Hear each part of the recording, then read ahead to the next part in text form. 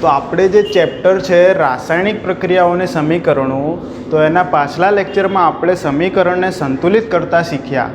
હવે આપણે આગળ થોડાક વધીએ તો કે ભાઈ રાસાયણિક પ્રક્રિયા થાય છે કેવી રીતે. તો રાસાયણિક પ્રક્રિયા એવી રીતે થાય છે કે રાસાયણિક પ્રક્રિયા કોઈ પણ આપણે એક્ઝામ્પલ લઈએ તો એમાં સંયોજનોના બંધ તૂટે છે અને નવા બંધ બનીને નવા પદાર્થો ઉદ્ભવે છે. તો કેવી રીતે? તો આપણે પહેલાં જ એક્ઝામ્પલ જૂનું અને જાણીતું છે કે Mg+O2 gives 2MgO. સમીકરણ સંતુલિત કરતાં આપણે શીખી ગયા. અહીંયા 2 લખી નાખશું એટલે શું થઈ ગયું? સમીકરણ થઈ ગયું સંતુલિત. તો ભાઈ આ પ્રક્રિયા કેવી રીતે થઈ કે બંધ કેવી રીતે તૂટ્યા? તો કે ભાઈ આ Mg તો આપણી જોડે છે જ, પણ O2 જે છે એને આપણે હવાની હાજરીમાં ગરમ કર્યું એટલે O2 પોતાના બંધ તોડી નાખશે, એટલે એક ઓક્સિજન છૂટો પડશે. એટલે પહેલાં આવી રીતે હતું O2, પણ હવે O2 છૂટું પડ્યું એટલે અહીંયા એક ઓક્સિજન છૂટો પડશે, બીજો ઓક્સિજન પણ છૂટો પડશે. તો અહીંયા આપણને ઓક્સિજનના 2 અણુ મળ્યા. તો એક અણુ Mg સાથે જોડાણો, તો હજી બીજા એક Mgના અણુની આપણને જરૂર પડશે. તો પછી આપણને શું મળશે? 2MgO. સમજાણું આટલું કે ભાઈ આપણે O2 હતા, બંને એક એક ઓક્સિજન છૂટા પડી ગયા એટલે કે એમના બંધ તૂટી ગયા. બંધ તૂટી ગયા તો હવે નવા બંધ બનશે. તો ઓક્સિજનનો નવો બંધ કોની જોડે બન્યો? મેગ્નેશિયમ જોડે. તો આપણને શું મળ્યું? મેગ્નેશિયમ ઓક્સાઇડ, MgO મળ્યું. બરાબર છે. તો એક ઓક્સિજન હજુ એમને બાકી રહી ગયો ને, એટલે આપણે શું લખ્યું કે 2Mg, કે 2 મેગ્નેશિયમના અણુ જોશે એટલે બીજો મેગ્નેશિયમ આવશે અને આ ઓક્સિજનને સંભાળી લેશે. એટલે શું મળી ગયું આપણને? 2MgO. એટલે આ વ્યાખ્યાને તમે સમજો કે ભાઈ કોઈ પણ રાસાયણિક પ્રક્રિયામાં બંધ તૂટે છે તો અહીંયા ઓક્સિજનના બંધ તૂટ્યા અને નવા બંધ બનીને નવા પદાર્થો ઉદ્ભવે છે. તો ભાઈ મેગ્નેશિયમ સાથે ઓક્સિજનનો નવો બંધ બન્યો અને નવા પદાર્થો ઉદ્ભવ્યા. બંધ એટલે બંને વચ્ચેનું એક જાતનું કનેક્શન, કે ભાઈ O2 છે તો 2 ઓક્સિજન વચ્ચે જે કનેક્શન છે એ તૂટીને એ ઓક્સિજન મેગ્નેશિયમ સાથે પોતાનું કનેક્શન બાંધશે. બરાબર છે. આ વ્યાખ્યા આપણને સમજાઈ ગઈ. હવે આગળ જોઈએ કે રાસાયણિક પ્રક્રિયા ઘણા બધા પ્રકારની હોય કે ભાઈ સંયોગીકરણ પ્રક્રિયા, વિઘટન પ્રક્રિયા, વિસ્થાપન પ્રક્રિયા, જાત જાતની પ્રક્રિયા આપણે શીખીશું. એમાંથી આજના દિવસે આપણે શીખીશું સંયોગીકરણ પ્રક્રિયા. કે ભાઈ સંયોગીકરણ પ્રક્રિયા કોને કહેવાય? સંયોગ એટલે જોડાવું, જોડાવું, સંયોગ થવો, એકબીજાનો સંયોગ થવો, એને જોડાવું. તો ભાઈ જ્યાં જ્યાં જોડાશે 2 પ્રક્રિયકો એને આપણે સંયોગીકરણ પ્રક્રિયા કહીશું. તો આપણે જોઈએ એની વ્યાખ્યા પહેલાં સમજીએ કે ભાઈ 2 કે તેથી વધુ પ્રક્રિયકો વચ્ચે પ્રક્રિયા થઈ એક જ નિપજ બનતી હોય તો તેને સંયોગીકરણ પ્રક્રિયા કહે છે. તો જો ફરીથી સમજીએ 2 કે તેથી વધુ પ્રક્રિયકો, કે અહીંયા કેટલા થયા? 2 પ્રક્રિયકો થયા. બરાબર છે. 2 પ્રક્રિયકો વચ્ચે પ્રક્રિયા થઈ, આ બંને વચ્ચે પ્રક્રિયા થશે, એક જ નિપજ મળે છે. નિપજ પણ કેટલી મળી? એક જ. ખબર પડી કે ભાઈ આ એક પ્રક્રિયક છે, આ એક પ્રક્રિયક છે, 2 પ્રક્રિયક છે. તો અહીંયા શું કીધું? 2 કે તેથી વધુ પ્રક્રિયકો વચ્ચે પ્રક્રિયા થાય. અહીંયા 2 પ્રક્રિયકો છે, એમના વચ્ચે પ્રક્રિયા થઈ, એક જ નિપજ બનતી હોય. નિપજ કેટલી મળી? મેગ્નેશિયમ ઓક્સાઇડ એક જ. તો એક જ નિપજ મળી એટલે 2 અણુ મળ્યા પણ એક જ નિપજ, એમ પ્લસ બીજું કંઈ આપણને મળતું નથી. નિપજ એક જ મળી પણ પ્રક્રિયકો કેટલા? 2. નિપજ કેટલી? એક જ.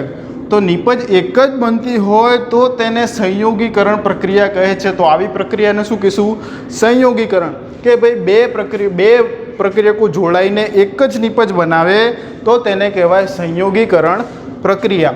એનું વધુ એક ક્લિયર કટ ઉદાહરણ આપણે જોઈએ કે ભાઈ તમે એક બીકર લેશો, એમાં તમે કડી ચૂનાના પથરા, કડી ચૂનો એટલે કેલ્શિયમ ઓક્સાઇડ, બરાબર છે. આ બધા નામ આપણે પહેલાં લેક્ચરમાં જોઈ ગયા છીએ કે ભાઈ કડી ચૂના જે છે એના થોડાક પથરા ઘરે આપણે બીકરમાં કે તમે માટલામાં દિવાલો ધોળવા માટે નાખશો અને એના અંદર પાણી ઉમેરશો તો કેવા બધા પરપોટા નીકળશે, ગરમી છૂટી પડશે. જ્યારે ચૂનો પલાળીએ એટલે આપણે ગરમ થઈ જાય, માટલું આપણે અડકીએ એટલે ગરમ થઈ જાય. તો ગરમી જે છૂટી પડે છે, બરાબર છે. પણ એમાં પ્રક્રિયા કેવી થાય છે કે કેલ્શિયમ ઓક્સાઇડ એટલે કે કડી ચૂનો. આપણે અહીંયા કેલ્શિયમ ઓક્સાઇડ લખીએ, કેલ્શિયમ ઓક્સાઇડ. એ શું છે? કડી ચૂનો કહેવાય એને. ચૂનો એમ, ચૂનાનો પથ્થર જે બજારમાં મળે. એમાં આપણે પાણી ઉમેરીશું તો આપણને શું મળશે? આમાંથી OH છૂટો પડશે. એ OH કેલ્શિયમ સાથે જોડાશે એટલે CaOH ટ્વાઇસ. બરાબર છે? તો આ શું મળ્યું આપણને? Calcium hydroxide. યાદ છે ને બધાને? આપણે CaOH ટ્વાઇસને શું કીધું હતું? Calcium hydroxide.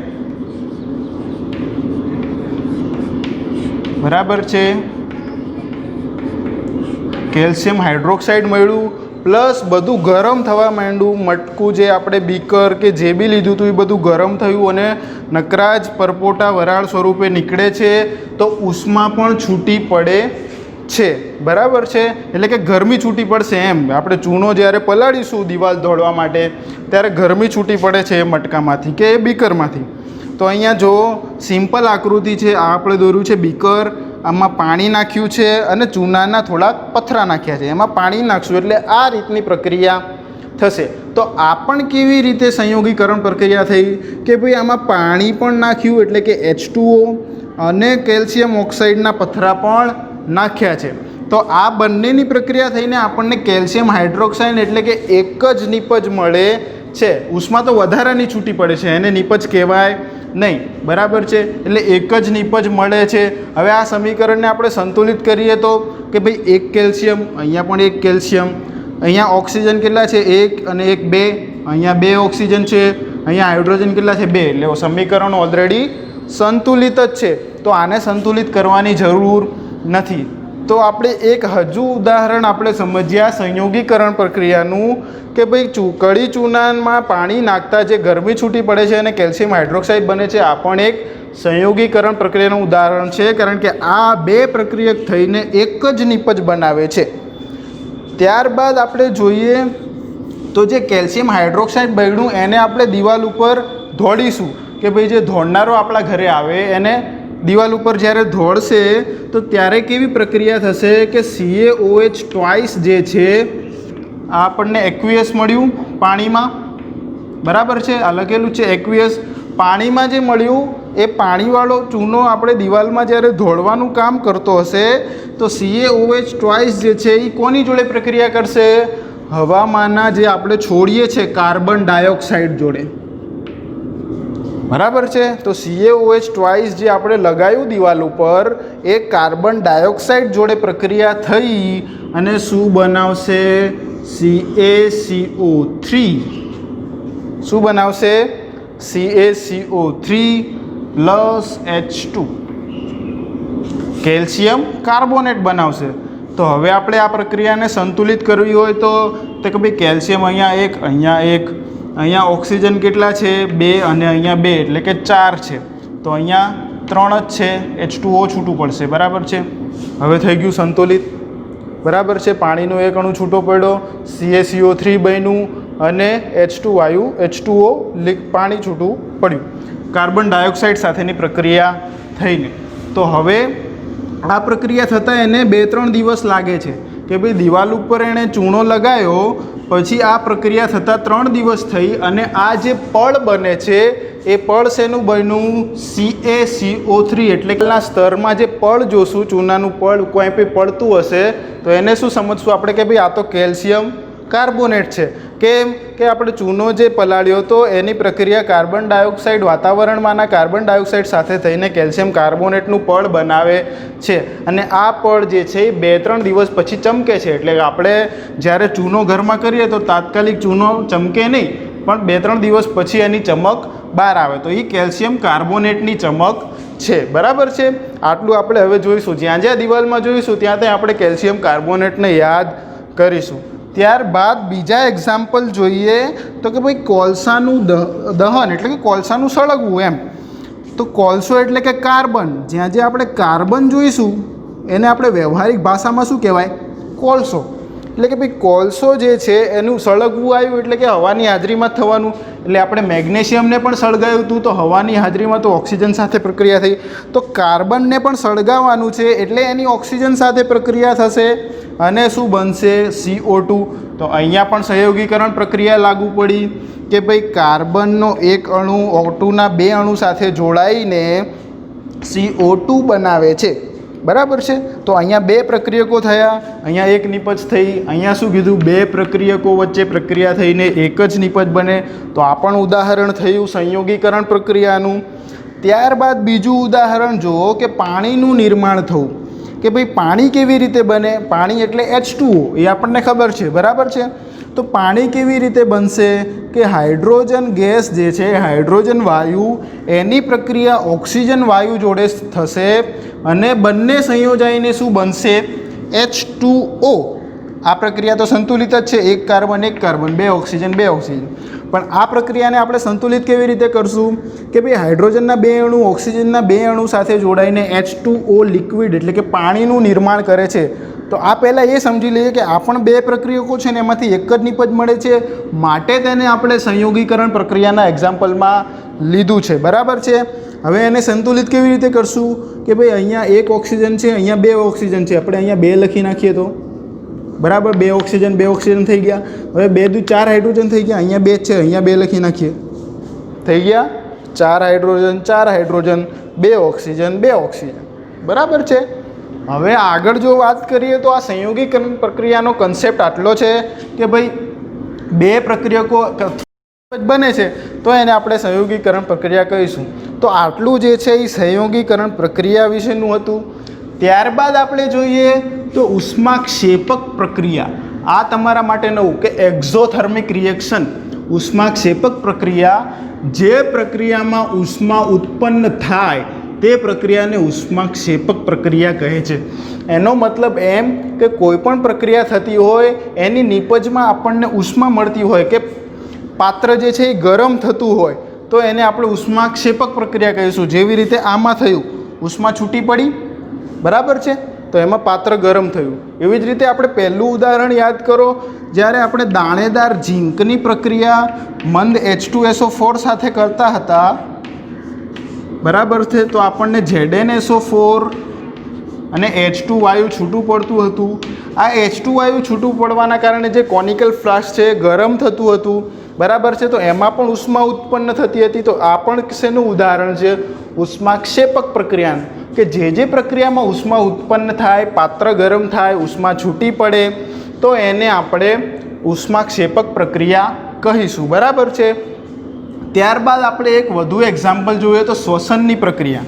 શ્વસનની પ્રક્રિયા આપણા શરીરના અંદર કેવી રીતે થાય કે ભાઈ આપણા કોષોમાં ગ્લુકોઝનો અણુ જે હોય એ આપણે વાતાવરણમાંનું ઓક્સિજન નાક વડે લઈને અંદર લઈએ તો ઓક્સિજન ક્યાં સુધી થાય? આપણા શરીરના કોષો સુધી.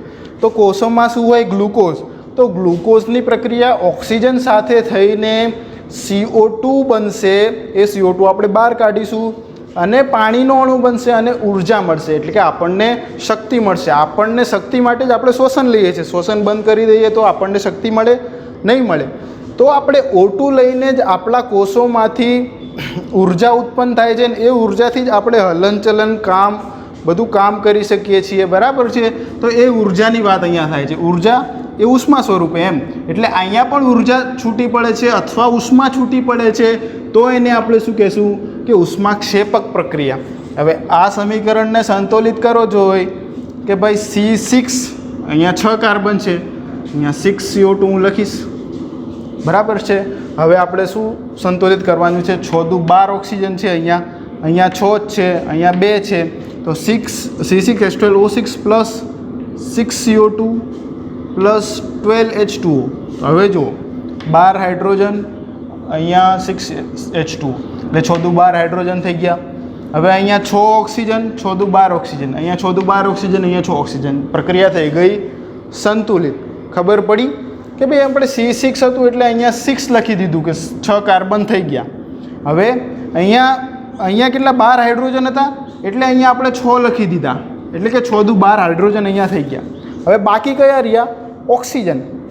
કે ભાઈ જો 6 ઓક્સિજન છે, અહીંયા પણ 6, અહીંયા 6 દુ 12 ઓક્સિજન છે ને અહીંયા 6, એટલે 18 ઓક્સિજન થયા. પણ આપણા જોડે ઓલરેડી 6 તો હતા જ, પણ અહીંયા 6 દુ 12 કરી દીધા એટલે થઈ ગયા 18 ઓક્સિજન. એટલે આ પ્રક્રિયા પણ આપણે સંતુલિત કરતા શીખી ગયા. પણ આ પ્રક્રિયામાં યાદ રાખવાનું શું જરૂરી છે કે ભાઈ ઉર્જા છૂટી પડે છે એટલે શ્વસનની પ્રક્રિયા જે છે એ ઉષ્માક્ષેપક પ્રક્રિયાના ઉદાહરણમાં આવશે કે જ્યારે જ્યારે આપણને આવી પ્રક્રિયા કહેશે કે આવી પ્રક્રિયા ઓળખો આ કયા પ્રકારની છે તો આપણે શું લખીશું કે ઉષ્માક્ષેપક પ્રક્રિયા. એનું કારણ શું કે ભાઈ ઉર્જા અથવા તો ઉષ્મા છૂટી પડે છે. બરાબર છે. ત્યારબાદ વધુ એક એક્ઝામ્પલ જોઈએ તો કે વનસ્પતિજ દ્રવ્યોનું વિઘટન થઈને ખાતર બનવું. જે વનસ્પતિજ દ્રવ્યો જે છે એમાંથી જે ખાતર બને છે એ ખાતરમાં પણ ઉષ્મા ઉર્જા છૂટી પડે છે. તો એ ઉષ્મા ઉર્જા છૂટી પડે છે એના કારણે આપણે આ એક્ઝામ્પલ યાદ રાખીશું કે ભાઈ વનસ્પતિ દ્રવ્યોમાંથી જે ખાતર બને છે એ પણ ઉષ્મા ક્ષેપક પ્રક્રિયા છે. અને ત્યારબાદ આપણે આ તો જોયું જ કે ભાઈ ઝીંકની પ્રક્રિયા આપણે પહેલાં કરતા હતા કે કોનિકલ ફ્લાસ્કમાં દાણેદાર ઝીંક નાખીને H2SO4 નાખતા હતા તો પાત્ર ગરમ થતું હતું અને વરાળ સ્વરૂપે જે H2 વાયુ જે છે એ છૂટો પડતો હતો. તો આજના લેક્ચરમાં આપણે શું જોયું? સંયોગીકરણ પ્રક્રિયા જોયું કે રાસાયણિક પ્રક્રિયા કેવી રીતે થાય છે એ જોયું કે ભાઈ બંધ તૂટે છે અને નવા બંધ ઉદ્ભવે છે એટલે રાસાયણિક પ્રક્રિયા થાય છે. ભાઈ સંયોગીકરણ પ્રક્રિયાના ઉદાહરણ જોયા કે ભાઈ કેલ્શિયમ ઓક્સાઇડ પ્લસ H2O એમાંથી કાર્બન એટલે કેલ્શિયમ હાઇડ્રોક્સાઇડ બને છે. બરાબર છે. કેલ્શિયમ હાઇડ્રોક્સાઇડની પ્રક્રિયા હવામાંના CO2 સાથે થઈને કેલ્શિયમ કાર્બોનેટ બને છે અને દિવાલ પર જે ચૂનાનું પડ હોય છે એ શેનું હોય છે? કેલ્શિયમ કાર્બોનેટનું. ત્યારબાદ વધુ 2 એક્ઝામ્પલ જોયા કે કોલસાનું સળગવું. કોલસો એટલે કાર્બન, એને હવાની હાજરીમાં સળગાવીને CO2 ગેસ બને છે. ત્યારબાદ આપણે પાણીનું નિર્માણ પણ જોયું કે ભાઈ 2 હાઇડ્રોજનના અને 1 ઓક્સિજનનો અણુ મળીને હાઇડ્રોજન એટલે પાણીનું નિર્માણ કરે છે, H2O નું નિર્માણ કરે છે. ત્યારબાદ આ પ્રક્રિયા પૂરી કરીને આપણે ઉષ્માક્ષેપક પ્રક્રિયા વિશે જાણ્યું કે ભાઈ જે પ્રક્રિયામાં ઉષ્મા ઉત્પન્ન થાય છે તે પ્રક્રિયાને ઉષ્માક્ષેપક પ્રક્રિયા કહે છે. એમાં આપણે કુદરતી વાયુનું સળગવું જોયું કે ભાઈ CH4 જે છે એનું O2 સાથે પ્રક્રિયા થઈને CO2 બને છે અને 2H2O અને ઉષ્મા છૂટી પડે છે કારણ કે આપણે સળગાવીશું એટલે ઉષ્મા ઉર્જા છૂટી પડશે. એટલે CH4 જે છે એ મિથેન કહેવાય આને, જે કુદરતી વાયુ મિથેન CH4. જેમ આપણે પહેલાં સંયોજનોમાં જોયું હતું ને CH3OH મિથેનોલ, તો OH હોય એટલે ઓલ લાગે તો મિથેનોલ, પણ આપણે અહીંયા CH4 છે એટલે શું કહીશું? મિથેન. બરાબર છે. એમાં CO2 અને H2O છૂટું પડ્યું. ત્યારબાદ બીજું એક્ઝામ્પલ શું જોયું કે શ્વસનની પ્રક્રિયા. પણ ઉષ્માક્ષેપકની પ્રક્રિયામાં એ યાદ રાખવાનું છે કે જે આપણે સંયોગીકરણમાં આ એક્ઝામ્પલ લીધું છે એ પણ ઉષ્માક્ષેપક પ્રક્રિયાનું પણ એક્ઝામ્પલ છે. આ સંયોગીકરણ પ્રક્રિયા તો છે જ પણ ઉપરાંત ઉષ્માક્ષેપક પ્રક્રિયા પણ છે. બરાબર છે. પછી આપણે શ્વસનની પ્રક્રિયા પણ જોઈ, એમાં પણ ઉર્જા છૂટી પડી, આપણને શક્તિ એમાંથી જ મળે છે કોષો જ્યારે O2 સાથે પ્રક્રિયા કરે છે. ત્યારબાદ આપણે છેલ્લું એક્ઝામ્પલ જોયું વનસ્પતિ દ્રવ્યોનું વિઘટન થઈ ખાતર બનવું. અને આ તો આપણું જૂનું અને જાણીતું એક્ઝામ્પલ છે કે કોનિકલ ફ્લાસ્કમાં ઝીંક અને H2SO4ની પ્રક્રિયા કરતાં કોનિકલ ફ્લાસ્ક ગરમ થાય છે અને એ ગરમી આપણને અનુભવાય છે. તો એ પણ ઉષ્માક્ષેપક પ્રક્રિયાના ઉદાહરણમાં લઈશું. બરાબર છે. તો આજ માટે આટલું રાખીએ મિત્રો. અને તમે વધુ જાણકારી માટે ડિસ્ક્રિપ્શનમાં આપેલા વોટ્સએપ ગ્રુપને પણ જોઈન કરી શકો છો.